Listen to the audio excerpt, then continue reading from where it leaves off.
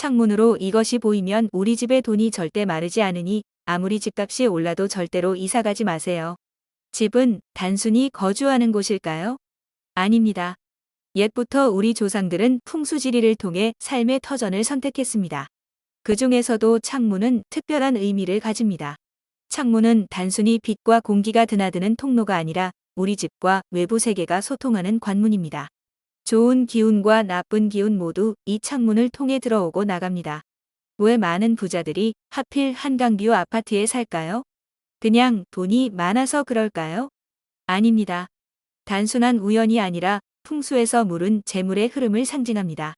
물이 흐르면 돈도 흐른다는 옛말처럼 창밖으로 강이 보이는 집에는 재물이 끊임없이 흘러들어온다고 합니다.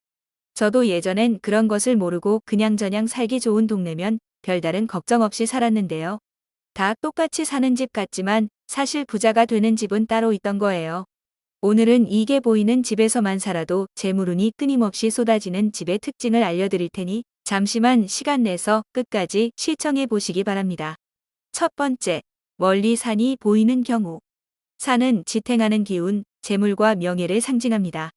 산이 너무 가까이 있으면 압박감이 되지만 적당히 멀리 보이는 산은 안정과 지혜를 불러오죠. 특히 부드러운 곡선형 산이 좋습니다. 날카롭거나 뾰족한 산은 오히려 기운을 깎습니다. 두 번째, 맑은 물이 흐르는 풍경. 창문 너머로 맑은 물이 흐르는 강이나 개울이 보인다면 이 또한 최고의 길상입니다. 하지만 여기서 중요한 것은 물의 상태입니다. 물이 맑고 깨끗해야 하며 물의 흐름이 너무 빠르지도 너무 느리지도 않은 적당한 속도여야 합니다. 그리고 무엇보다 중요한 것은 물이 집을 향해 흘러오는 것처럼 보이는 것이 아니라 집 앞을 감싸듯이 흐르는 모양이어야 합니다. 이런 물이 보이는 집에 사는 사람들은 재물운이 매우 좋아집니다. 풍수학에서 물은 재물을 상징하기 때문입니다. 특히 사업을 하시는 분들에게는 더없이 좋은 조건입니다.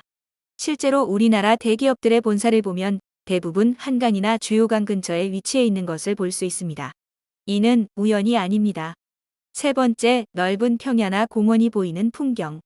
창문 너머로 넓고 평평한 들판이나 잘 정비된 공원이 보인다면 이 역시 매우 좋은 풍수입니다. 이를 풍수학에서는 명당수라고 부릅니다.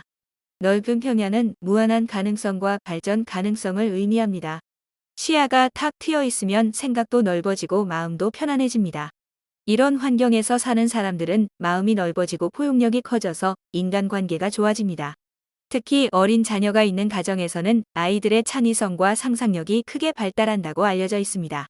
막힌 곳 없이 탁 트인 시야가 아이들의 정신적 성장에 매우 도움이 됩니다. 또한 이런 곳에 사는 사람들은 건강운도 좋아집니다. 넓은 공간에서 오는 안정감과 여유로움이 스트레스를 줄여주기 때문입니다. 다음으로는 절대 피해야 할 위험한 풍경 3가지를 소개드립니다. 첫 번째, 위험 뾰족한 건물이나 철탑이 보이는 풍경. 창문 너머로 뾰족한 건물의 모서리나 송전탑, 휴대폰 중계탑 등이 보인다면 매우 위험합니다. 이를 풍수학에서는 살기라고 부릅니다. 뾰족한 것들은 나쁜 기운을 집으로 직접 쏘아보내는 역할을 합니다.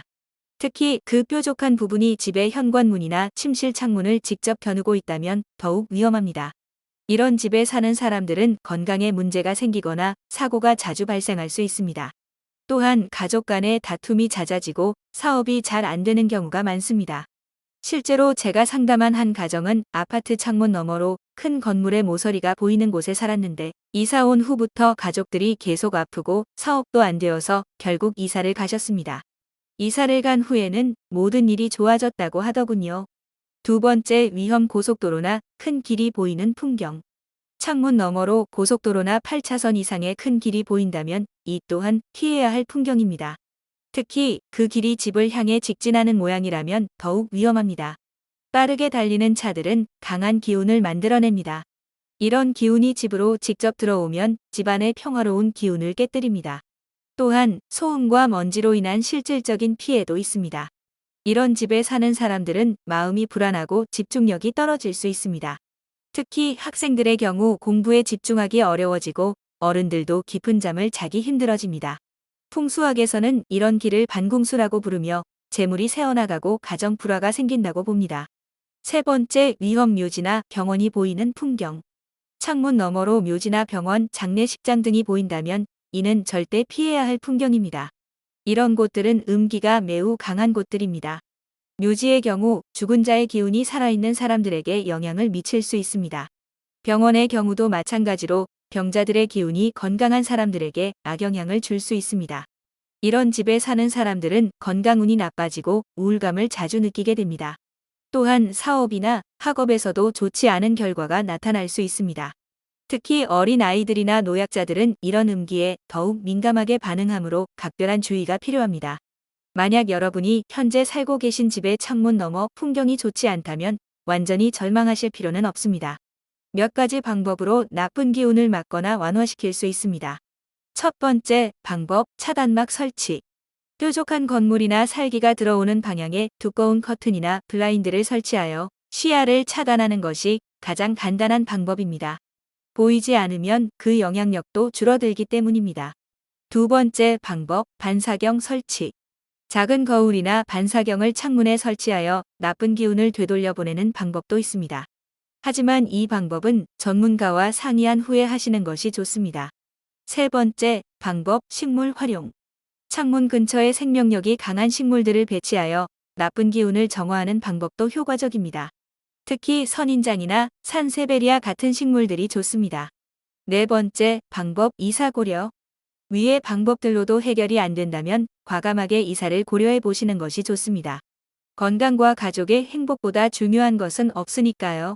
지금 집에서 창문을 한번 열어보세요. 그 창밖 풍경이 여러분께 복을 불러오고 있나요? 아니면 모르는 사이에 좋은 기운을 맡고 있지는 않은가요? 하루 한 번 창밖 풍경을 점검하는 습관을 들여보시길 권해드립니다. 단 5분만 투자해도 하루의 시작이 훨씬 가벼워지고 기운이 맑아지는 것을 직접 체감하실 수 있을 것입니다. 창밖 풍경은 단순한 경치가 아닙니다. 그것은 우리 삶 속으로 들어오는 기운의 흐름이며 그 기운이 복을 부를 수도 흩어질 수도 있습니다. 지금부터라도 우리 집 창밖 풍경을 한 번 더 관심 있게 바라보며 생활 속 작은 풍수 실천을 시작해 보시길 바랍니다. 운이 트이는 하루는 여러분의 집에 기운이 돌고 복이 머무를 수 있도록 실천 가능한 풍수 정보를 꾸준히 전해드리겠습니다.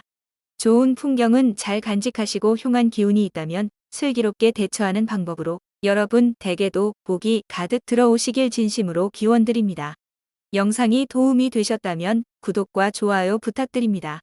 오늘도 건강하고 복된 하루 되시길 바랍니다. 감사합니다.